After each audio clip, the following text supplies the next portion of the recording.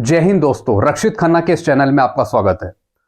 दोस्तों आज का वीडियो मेरा बहुत ही इंपॉर्टेंट है। दोस्तों इस वीडियो को मैं बहुत पहले से सोच रहा था बनाने के लिए, लेकिन दोस्तों आज मुझे टाइम मिला। दोस्तों ऐसे बहुत से संगठन हैं जो अपनी पे और पेंशन का कंपैरिजन करते हैं ऑफिसर्स के साथ। और दोस्तों OROP की गलतियों को सुधारने के लिए, चाहे वो OROP 1 की गलतियां हो चाहे OROP 2 की गलतियां हो, इसको सुधारने के लिए वो दिल्ली लेटर लिखते हैं, मिनिस्ट्री को लेटर लिखते हैं। कई बार वो दिल्ली भी जाते हैं। और दोस्तों आपको पता है वो लेटर में क्या लिखते हैं? वो लिखते हैं ORs की JCOs की पेंशन इतनी है, और साथ में कंपैरिजन करते हैं वो ऑफिसर्स की पेंशन के साथ। यानी ऑफिसर्स को इतना फिटमेंट फैक्टर दे दिया, OR JCOs को इतना फिटमेंट फैक्टर दे दिया। दोस्तों आप ये मत सोचेगा कि मैं ऑफिसर्स के फेवर में बात कर रहा हूं, कहीं आप गलत समझे। बिल्कुल नहीं दोस्तों, मैं सिर्फ पे और पेंशन के बारे में आज सिर्फ मैं बात करूंगा। दोस्तों अब देखिए, ऑफिसर्स की पे और पेंशन एक अलग सेटिंग से सेट हुई है, और OR JCOs की पेंशन एक अलग सेटिंग से सेट हुई है। दोनों की पे और पेंशन बिल्कुल अलग अलग है। दोस्तों एक मैं लेटर पढ़ रहा था, किसी JCO ने लिखा था दोस्तों, और उन्होंने वो लेटर भेज रखा था मिनिस्ट्री को। उसमें वो क्या दिखा रहे थे कि एक JCOs की विडो की पेंशन ये है और एक ऑफिसर्स की विडो की पेंशन ये है। दोनों का कंपैरिजन कर रखा था। उस बेस पे एक JCO साहब बोल रहे थे कि हमारी विडो की भी इतनी पेंशन होनी चाहिए जितनी ऑफिसर्स की है। दोस्तों अगर आप ऐसा काम कर रहे हैं और ऐसे लेटर बना के अगर आप मिनिस्ट्री को दे रहे हैं, तो दोस्तों वो बिल्कुल गलत है। उस लेटर पर कोई सुनवाई नहीं होगी मिनिस्ट्री की तरफ से। दोस्तों ORs की पेंशन, JCOs की पेंशन का ऑफिसर्स की पे और पेंशन से कोई कंपैरिजन नहीं है। एक बात दोस्तों आप यहां समझ लीजिए, कई OR JCOs कहते हैं कि हमें 2.57 दिया गया और ऑफिसर्स को 2.81, 2.68, 2.71 ये दिया गया। बिल्कुल सही कहते हैं। दोस्तों आपको समझना यह होगा कि 2.57, 2.81, 2.78 या जो भी अदर फिटमेंट फैक्टर है वो कहां पर क्या काम कर रहे हैं। दोस्तों आपको पता है OR JCOs को 2.57 के अलावा कुछ और भी फिटमेंट फैक्टर दिए हैं। दोस्तों शायद आपको नहीं पता होगा, आपको सिर्फ इतना पता है कि हमें सिर्फ 2.57 ही दिया गया, उसके अकॉर्डिंग ही हमारी पेंशन सेट हुई, और ऑफिसर्स को दिया 2.81, 2.68 वगैरह। दोस्तों आज मैं खुलासा करूंगा पे मैट्रिक्स का, सिपाही से लेके ऑफिसर्स तक, कि एक्चुअल में उन्हें कितना फिटमेंट फैक्टर दिया गया। पेंशन पर हर एक को, चाहे वो ऑफिसर्स हो, चाहे वो ORs हो, JCOs हो, सिविलियंस हो, स्टेट पेंशनर्स हो, सबको पेंशन पर 2.57 का मल्टीप्लीकेशन ही मिला है। फिटमेंट फैक्टर्स कहां पर अलग अलग यूज हुए, वो हुए पे मैट्रिक्स में। एक एक रैंक दोस्तों मैं आपको समझाऊंगा। चलिए दोस्तों अब मैं आपको सबसे पहले बता रहा हूं ORs का, जिनका पे बैंड है 5,200 से 20,200। दोस्तों आपको पे बैंड पता ही होगा। सिपाही का दोस्तों सबसे पहले बात करते हैं, जिनका ग्रेड पे 2,000 है। दोस्तों इनका यूज हुआ 2.57। दोस्तों ये हुआ यूज पे मैट्रिक्स में, पे स्ट्रक्चर में, पेंशन रेशनलाइजेशन करने के लिए। कितना? 2.57। दूसरा देखिए दोस्तों, नायक का ग्रेड पे 2400, कितना यूज हुआ? 2.57।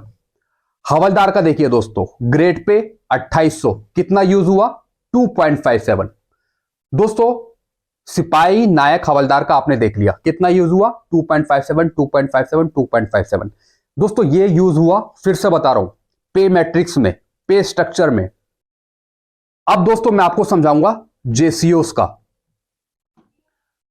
जिनका पे बैंड है 9,300 से 34,800। नायब सूबेदार का देखिए दोस्तों, ग्रेड पे जिनका 4200 है, इनका यूज हुआ 2.62। दोस्तों अब आप ये नहीं बोल सकते हैं कि हमें 2.57 दिया। बिल्कुल रियल फैक्ट है दोस्तों, और इसकी टेबल मेरे पास मौजूद भी है। दोस्तों ये तो आपने नायब सूबेदार का देखा 4200 ग्रेड पे में 2.62। सूबेदार का देखिए दोस्तों, ग्रेड पे जिनका 4600 ग्रेड पे है 2.62। सूबेदार मेजर का देखिए ग्रेड पे 4800 2.62। तो दोस्तों यहां पे आपने देखा जेसीओस को भी 2.57 से ऊपर बढ़कर फिटमेंट फैक्टर मिला है। 2.62 2.62 2.62 जेसीओस को, नायब सूबेदार सूबेदार सूबेदार मेजर।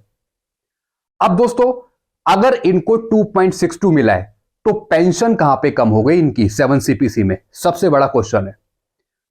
जब इनको 2.57 से बढ़कर 2.62 मिला है तो इनकी पेंशन कैसे कम हो गई 7 सीपीसी में? सबसे बड़ा दोस्तों वेटेज, वेटेज सिस्टम को खत्म कर देना। फिर दूसरा लास्ट पे ड्रॉन, इन रैंक्स का इतना लास्ट पे ड्रॉन नहीं है जिसकी वजह से इनकी पेंशन हाइक हो सके। दोस्तों यह हुआ पे मैट्रिक्स में यूज, यानी पे मैट्रिक्स में 2.62 यूज हुआ जेसीओस के लिए। दोस्तों पेंशन का रेशनलाइजेशन करने के लिए इन फिटमेंट फैक्टर को यूज करा गया। दोस्तों अब मैं आपको समझाऊंगा एचसीओस का, ऑनरी कमीशन ऑफिसर्स का, जिनका पे बैंड 15,600 से 3,900 है। ऑनरी लेफ्टिनेंट का देखिए दोस्तों, जिनका ग्रेड पे 5400 है, इनका यूज हुआ 2.67। ऑनरी कैप्टन ग्रेड पे जिनका 6100 है 2.67। तो दोस्तों आपने यहां पे देखा जेसीओस का 2.62 यूज हुआ, एससीओस का 2.67 यूज हुआ। दोस्तों ये यूज हुआ पे मैट्रिक्स में, लेकिन ये यूज होने के बाद भी इनकी बेसिक पे बढ़ी नहीं, मिनिमम इन्हें फायदा मिला 7 सीपीसी में। दोस्तों इनको सही में 7 सीपीसी का बेनिफिट मिला ही नहीं। दोस्तों अगर सही में इनको बेनिफिट मिला होता 7 सीपीसी का तो दोस्तों ये फैक्टर बिल्कुल सही काम करते। मैं उनकी बात कर रहा हूं जो 7 सीपीसी में आए हैं, यानी दोस्तों दुगना फायदा इनको नहीं मिला, ये मैं आज आपको बता रहा हूं 100%। तो दोस्तों आपने यहां पे देखा 2.62 2.67 इनको मिला। अब दोस्तों मैं ऑफिसर्स की बात करूंगा। ये देखिए दोस्तों ऑफिसर्स का, लेफ्टिनेंट से ब्रिगेडियर तक 2.67 फिटमेंट फैक्टर। पे मैट्रिक्स की बात कर रहा हूं, मेजर जनरल रैंक में 2.72 फिटमेंट फैक्टर दिया है, मेजर जनरल रैंक में।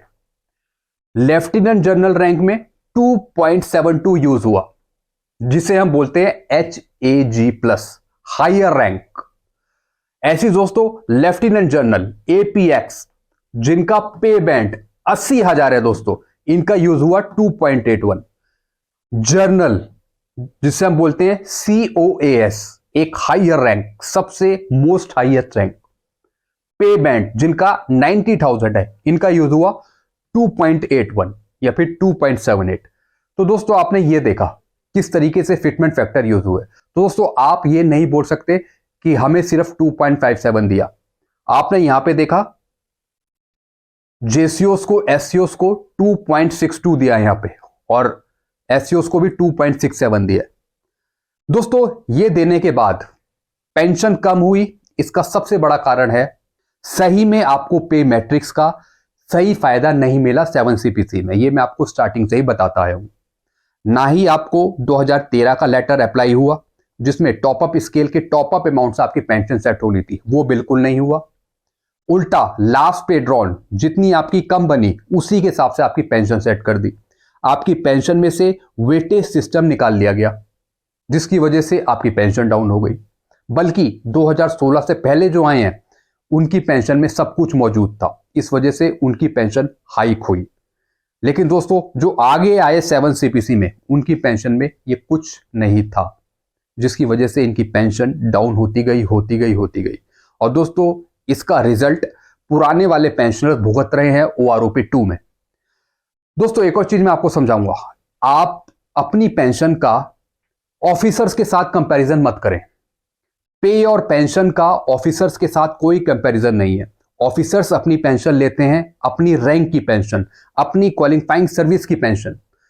दोस्तों अगर आप एक जेसीओस हो, नायब सूबेदार हो, और आप कंपेयर कर रहे हो मेजर जनरल की पेंशन अपने से कि मेरी भी इतनी होनी चाहिए, बिल्कुल गलत कर रहे हो दोस्तों। अगर आप नायक हो और आप कंपेयर कर रहे हो कर्नल की पेंशन से अपनी, तो दोस्तों बिल्कुल गलत हो। कोई सुनवाई नहीं होगी दोस्तों मिनिस्ट्री में अगर आप इस तरीके के लेटर देते हो। इक्वल एमएसपी पे सबका हक है, अलाउंसेस पे सबका हक है। लेकिन दोस्तों अगर आप पे पेंशन सोच रहे हो कि हमारी भी बिल्कुल ऑफिसर्स के साथ कंपेयर होनी चाहिए, बिल्कुल नहीं दोस्तों। उनके एग्जाम, जिस पोस्ट पे वो पहुंचे हैं, क्या क्लियर करा उन्होंने, उनकी क्वालिफाइंग सर्विस, उनकी रैंक, वो सब डिपेंड है उनकी पे और पेंशन में। तो ओआर जेसीओस का कोई कंपैरिजन नहीं है ऑफिसर्स की पेंशन के साथ और सैलरी के साथ। अगर दोस्तों आप चिट्ठियां दे रहे हो मिनिस्ट्री में कि हमारी भी बिल्कुल ऑफिसर्स के साथ इतनी पेंशन करी जाए, उनकी इतनी बढ़ा दी, हमारी इतनी कम हो गई, बिल्कुल गलत है दोस्तों। ऑफिसर्स के साथ आपका कोई कंपैरिजन नहीं है। हाँ, आपकी पेंशन कम हुई है तो आप उसका कारण जानो, वो ठीक हो सकता है किस वजह से आपकी पेंशन में कहां क्या गलती हुई है। ओआरस और जेसीओस की बात कर रहा हूं। ओआर जेसीओस की जो पेंशन कम हुई है पिछले सालों में, उसका आप कारण पता लगाइए। उसे ठीक करने के लिए आप लेटर लिखिए मिनिस्ट्री को, कहां पर क्या गलती हुई है। उन गलतियों को देखा जा सकता है, सुना जा सकता है, उसके बिहाफ पर रिप्लाई दिया जा सकता है मिनिस्ट्री की तरफ से। लेकिन दोस्तों आप एक तरफ अपनी पेंशन लगा रहे हो और एक तरफ आप ऑफिसर्स की पेंशन लगा रहे हो, और आप कंपेयर करके मिनिस्ट्री भेज रहे हो कि हमारी भी इतनी पेंशन करो जितनी ऑफिसर्स की है। कोई सुनवाई नहीं होगी दोस्तों, ये मैं आपको रियल फैक्ट बता रहा हूं। आपकी जहां पर पेंशन कम हुई है, जिन गलतियों से आपकी पेंशन कम हुई है, कहां पर क्या चीज यूज नहीं हुई है, जिससे आपको नुकसान हुआ है, उस पर चर्चा करना चाहिए। मिनिस्ट्री को वो भेजना चाहिए कि हमारी इस तरीके से हमारी पेंशन में ये गलतियां हुई है, इसे ठीक करा जाए। ना कि ऑफिसर्स की पेंशन के साथ आप कंपेयर करें कि उनकी इतनी पेंशन कर दी, उनका इतना हाइक कर दिया, उनका ये कर दिया, उनका ये कर दिया। दोस्तों आप ये मत सोचना कि मैं ऑफिसर्स का साथ दे रहा हूं। मैं सिर्फ पे और पेंशन की बात कर रहा हूं, ना ओआरस, ना जेसीओस, ना ऑफिसर्स, सिर्फ पे और पेंशन का। किस तरीके से किसको क्या लाभ मिला है पे और पेंशन में, रैंक के हिसाब से। That is the my point. तो दोस्तों ये आपको समझना होगा। ऑफिसर्स के साथ आप कभी भी कंपेयर मत करें अपनी पेंशन को। दोस्तों मैं आपको एक एग्जांपल देता हूं। मान लीजिए मैं एक छोटी पोस्ट पर हूं, ग्रुप सी का कर्मचारी हूं। मुझे लग रहा है कि मेरी पेंशन में ये गलती है जिसके कारण मुझे ये लाभ नहीं मिला, ये एक्चुअल में मुझे मिलना चाहिए था लेकिन नहीं मिला। दोस्तों इसके बेस पर मैं मिनिस्ट्री को चिट्ठी लिखूंगा कि हाँ मेरे को ये चीज मिलनी चाहिए थी, ये गलतियां थी, मेरे को एसीपी एमएससीपी नहीं मिली, मेरे को ये चीज नहीं मिला, मेरे को ग्रेड पे नहीं मिला, मेरे को इंक्रीमेंट नहीं मिला, मेरे को डीए नहीं मिला, मतलब कुछ गलतियों के कारण मेरी पेंशन बढ़ नहीं पाई। तो दोस्तों इसका एग्जाम्पल मैं मिनिस्ट्री के पास रखूंगा। ये नहीं करूंगा कि एक प्रिंसिपल की मैं पेंशन सैलरी उठा के ले लूंगा, उसको कंपेयर करूंगा अपने साथ और वो मिनिस्ट्री भेज दूंगा। कोई सुनवाई नहीं होगी दोस्तों मेरी उस कहानी में। तो दोस्तों आई होप आपने ये बात समझ ली होगी मेरी। ऑफिसर्स की बड़ी पेंशन वो बड़ी, जिस तरीके से उनकी बड़ी पेंशन, मैं मानता हूं आप लोगों की भी बढ़नी चाहिए थी पेंशन, जेसीओस की, एससीओस की। लेकिन दोस्तों अगर आप चिट्ठियों में कंपैरिजन करके लिख रहे हैं मिनिस्ट्री को कि हमारी इतनी हो गई, उनकी इतनी बढ़ा दी, उनकी तो दोस्तों ऑफिसर्स की तो बिल्कुल कम नहीं होगी, ये बात आप लिख लीजिए। ओआरओपी 3 में भी उतना ही हाइक मिलेगा आगे ऑफिसर्स को। तो दोस्तों कंपैरिजन करना आप छोड़ दीजिए ऑफिसर्स के साथ। आपकी पेंशन में जो गलतियां हैं, सैलरी में जो दिक्कत है, कहां पर क्या गलती है, वो पॉइंट क्लियर करने हैं मिनिस्ट्री के सामने। दोस्तों आज मैंने सिर्फ बात करी है पे और पेंशन पे, ना मैंने ओआरएस के फेवर में बात करी, ना मैंने जेसीओस के फेवर में बात करी, ना मैंने ऑफिसर्स के फेवर में बात करी है। मैंने सिर्फ पे और पेंशन की बात करी है। पे और पेंशन के हिसाब से क्या मिलना चाहिए रैंक्स को, वो मैंने बताया, फिटमेंट फैक्टर के बारे में बताया। बाकी दोस्तों आप समझदार हैं। आई होप मेरे द्वारा इस जानकारी से आप संतुष्ट होंगे। वीडियो आपको अच्छा लगता है वीडियो को लाइक करें और दोस्तों चैनल को सब्सक्राइब कर सकते हैं। Thank you so much.